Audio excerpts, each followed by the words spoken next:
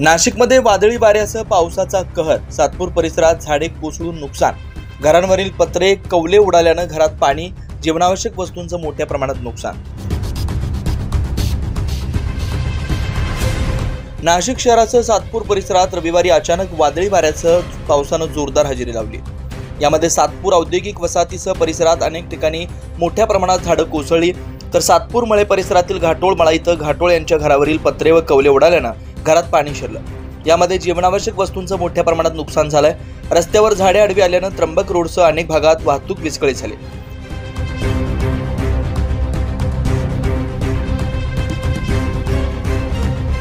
Fire ब्रिगेडच्या जवानांना रस्त्यात, घरांवर, गाड्यांवर कोसळलेली झाडे रस्ते मोकळे करण्यासाठी नागरिक मदतीसाठी सतत फोन येत होते।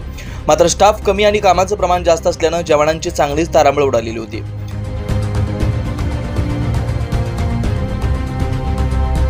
सातपूर पोलिसांनी वाहतूक सुरळीत ठेवण्यासाठी प्रयत्न केले। संपूर्ण नाशिक शहरात अतिशय जोरात वादळ असं आलेलं होतं। या वादळामध्ये संपूर्ण नाशिक शहरात अंदाजे 250 ते 300 झाडं पडलेले होते। त्याच अनुषंगाने सातपूर विभागात जवळजवळ 40 ते 50 झाडं पडलेले आहेत। अग्निशामक दलातील अतिशय कर्मचारी कमी असल्याने प्रत्येक झाड तोडण्यास थोडीशी अडचण निर्माण होते आहे, परंतु त्या अडचणीवर मात करून आमचे शिशु फायरमन तसेच आमचे परमनंट कर्मचारी यांनी जेवढं शक्य होईल तेवढं पूर्ण करण्याचा प्रयत्न केलेला आहे। मोठ्या प्रमाणात झाडं पडली आणि तुमची तारांबळ उडाली, काय सांगाल?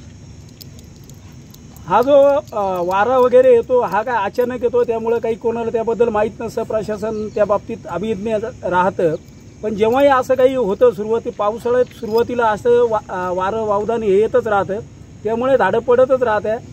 तरी पण अग्निशामक दल हे प्रत्येक नागरिकाला परिपूर्ण सेवा देण्याच्या प्रयत्नात नक्कीच असते। ज्या पद्धतीने जवान काम करतात त्या पद्धतीने अग्निशामक दलात जवान देखील काम करतात आणि शिशु जवान आहे तुमच्यासोबत, काय सांगाल?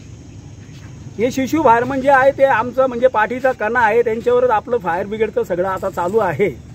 ते जेवढं काम करतात तेवढं काम आम्ही करू शकत नाही। त्या शिशु फायरमनवर सध्या अग्निशामक दलाची धुरा आहे।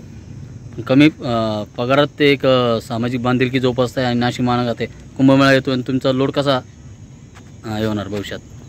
कर्मचारी कमी असल्याने आम्ही महाराष्ट्रातील सर्व महानगरपालिकेचे वाहने व त्यांचे बंब व स्टाफ आम्ही बोलवलेला आहे व शिशु फायरमन यांची पण आम्हाला खूप साथ आत्तापर्यंत लाभलेली आहे, यापुढे पण लाभल अशी मी अपेक्षा करतो। आणि त्या शिशु फायरमन बाबतीत बोलायचं झालं ते अतिशय उत्कृष्ट काम करतात, त्यांच्या कामाबद्दल कुठली शंका नाही। आता एवढी 8 कोटीची गाडी आणि सर्व आणि 8,000 पगार त्यांना, तरी ते तुमच्यासोबत येतात, एवढी विशेष बाब आहे आणि महापालिका अजून काही करत नाही का? आता हा जो प्रश्न आहे हा आहे प्रशासनाचा, या बाबतीत मी उत्तर देणं उचित ठरणार नाही, त्यामुळे हा तुम्ही प्रश्न आमच्या अधिकाऱ्यांना विचारलेला बरा राहील। महानगरपालिकेने आपत्कालीन परिस्थिती हाताळण्यासाठी फायर ब्रिगेडमध्ये जवानांची लवकरच भरती करावी अशी मागणी नागरिकांकडून होते।